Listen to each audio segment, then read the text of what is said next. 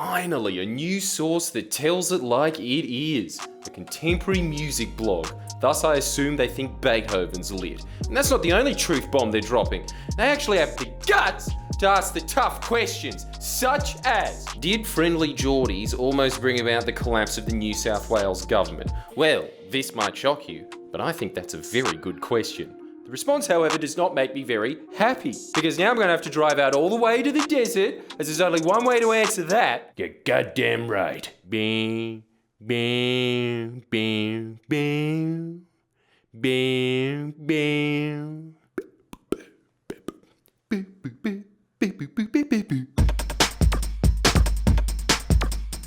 Last week was the closest the coalition has ever gotten to tanking itself, and I've received numerous messages from insiders saying that it was because of you guys telling your friends, your family, your soft toys, as I presume you have secret control issues, that Gladys Berejiklian is a hashtag koala killer. Get it trending again, because that hashtag is expecto patronum to that dementor. Why? Because no one in the country wants koalas to go extinct, so it bleeds the Liberals of votes, because when I say no one, I mean no one except the Nationals, meaning the Liberals are f***ed. Posted over every boring marketing announcement she ever makes on social media. Hey, I just opened up another tolled highway because I don't think Sydney has enough of those. Well, that's nothing because you kill koalas. Oh, you're not satisfied with anything. Okay, what about this koala protection policy? I mean, it has the word koala in it, just like coconut milk has the word milk in it. Honestly, who would be so stupid as to fall for a tactic that is that transparent and 99% of the press. Still, 1% less than I thought. Thankfully, there are some good regional papers out there like Braidwood Times, that town that little Elvis Jones is from daily, Toothless Bill's Monthly Musings, who pointed out that all the koala protection policy does is shift responsibility from state to local council. She is actually running on the can't someone else do it program. And do these local councils get any additional resources to enforce these measures? No.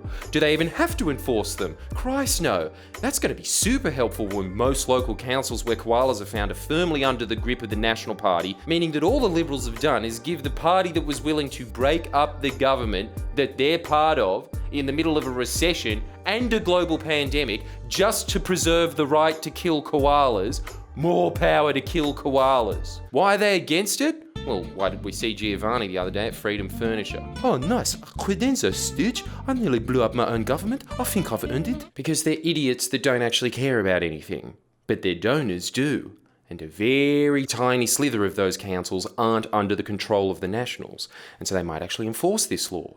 Meaning the National donors lose out on a couple of property development approvals. And they can't have that.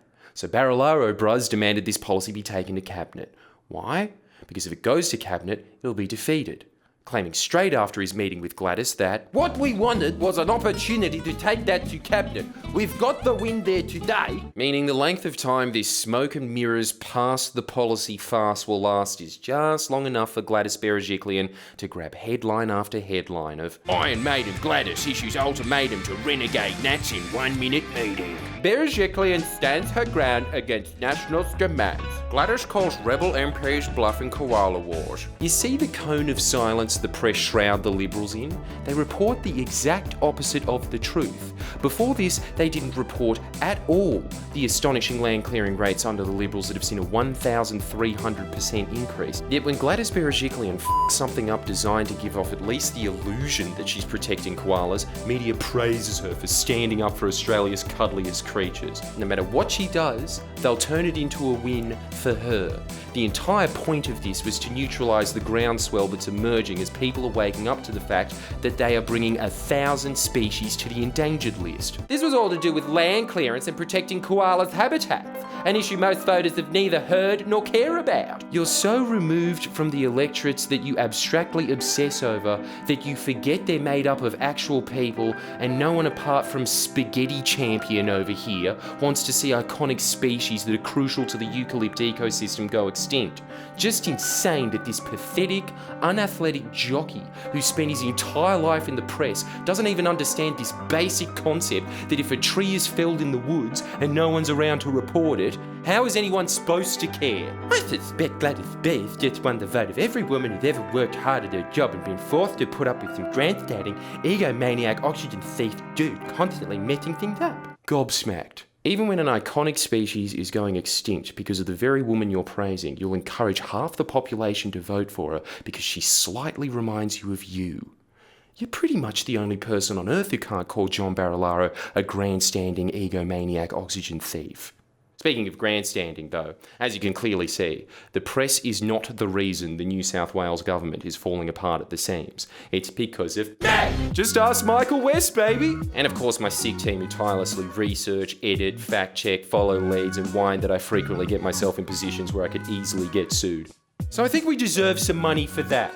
In fact, let me put it this way. After this week, how have we not earned some sweet Patreon bucks? We showed you that we don't need the press. We are powerful enough to drag Berejiklian out of a hive and, like at the end of Starship Troopers, determine. It's afraid. It's afraid! Which brings us to your part. More memes, I say. More of Gladys Berger Koala Killer. More murals like the one this legend did. Get it trending on Twitter again, because this far out from an election, we're going to make this shambles of a government crack. Subscribe, like the video, and remember what your Little League coach said. Yeah, keep up the pressure, boys. Can I have some money? Please share and comment below. Comment.